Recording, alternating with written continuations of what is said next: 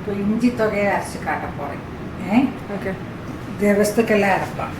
அந்த மாதிரி இஞ்சி தொகையை இஞ்சி கொஞ்சம் நிறையா எடுத்துங்கோ. கருவேப்பிலையும் நிறைய பச்சை கருவேப்பிலை எப்படி எடுத்துங்கோ. கொஞ்சம் புளி எப்படி இருக்கோ அந்த மாதிரி பார்த்து எடுத்துங்கோ. நல்லா புளியாக இருக்குன்னா கொஞ்சம் கம்மியாக எடுத்துங்கோ. அந்த மாதிரி புளி எடுத்துங்கோ. கொஞ்சம் எள்ளு வறுத்து வச்சுக்கணும். வறுத்தது உளுத்தம்பருப்பு 2 டீஸ்பூன் அது வறுத்து வச்சிருக்கேன். தேங்காய் கொஞ்சம் வறுத்து வச்சிருக்கேன். அதையும் போட்டு இதெல்லாமா வெல்லம், உப்பு. தேங்காய் தனியாக எண்ணெய் போட்டு வறுத்து வச்சிருக்கேன். உளுத்தம்பருப்பும் தனியாக எண்ணெய் போட்டு வறுத்து வச்சிருக்கேன். எள்ளு வெறும் வானிலையில் போட்டு ഒന്ന് ചൂടാക്കിയിരിക്കും. ഇതെല്ലാമ അരയ്ക്കണം. ഉപ്പും ഇതെല്ലാമ അരയ്ക്കണം.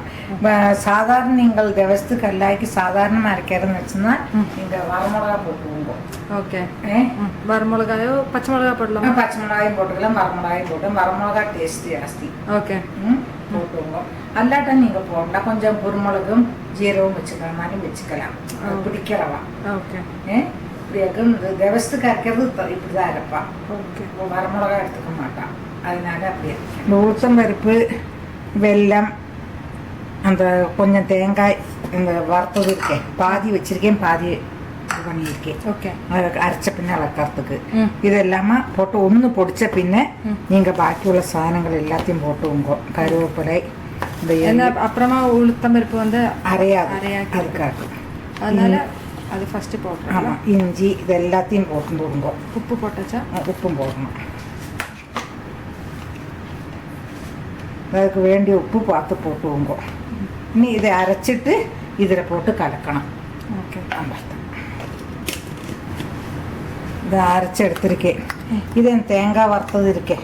இது கொஞ்சம் தண்ணி விட்டு அரைச்சிருக்கேன். கொஞ்சம் அதாவது ஃபஸ்ட்டு எல்லாத்தையும் போட்டு திருப்பிட்டு கொஞ்சம் தண்ணி விட்டு அரைச்சிருக்கேன். ஓகே. இதில் இப்போ நான் மிளகா வெத்தலை வச்சுட்டில்லை, காரம் வேண்டவா 4 மிளகா வெத்தலை வறுத்து அந்த உளுத்தம்பருப்பு வறுக்கிறத வறுத்து வச்சுவோங்க. இல்லை மிளகா வெத்தலை வேண்டாம், குருமிளகு தான் மணம்னா குருமிளகு போட்டு கொஞ்சம் மிளகாயும் குருமிளகுமா போட்டு வறுத்து வச்சுவோங்க. இது தேங்காய் வறுத்து வச்சது கீழே இருக்கு. அந்த பாத்திரத்தில் ஆமாம், அந்த பாத்திரத்தில் போட்டிருக்கேன். போட்டு இலக்கறேன். தேங்காய் வறுத்தது கடிக்கும். ஆமாம், அது டேஸ்ட் அதுக்கு. அதனால நல்லா வாசனை வருதே.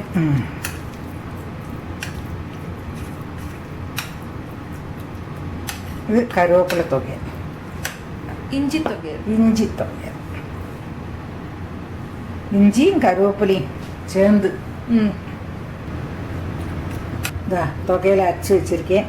இது தோசைக்கு, இட்லிக்கு, வந்து சாத்துக்கு எல்லாத்துக்கும் பிசைஞ்சும் சாப்பிடலாம்.